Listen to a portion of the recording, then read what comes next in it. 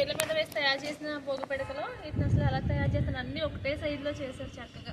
Even ఇలా die ఉంటుంది, దీంట్లో వేసి చేస్తాం అన్నమాట. ఈ డైతోనే తయారు చేస్తాం, ఇలా చీరల మీద పెట్టేసి చేస్తాం.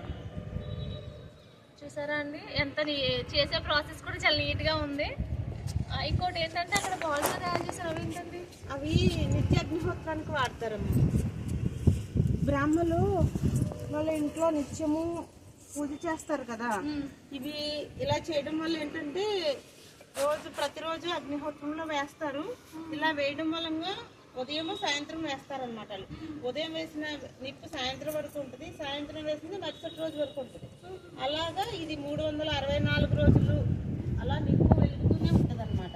ఆ నిత్య అగ్నిహోత్రం వేసే కోసమని వీటిని తయారు చేసింది అనమాట. ఈ విధంగా ఈ ఉత్పత్తిని ఇలా ఉత్పత్తి చేయడం వల్ల మన ఉత్పత్తి పెరుగుతుందండి, గో సంరక్షణ కూడా పెరుగుతుంది.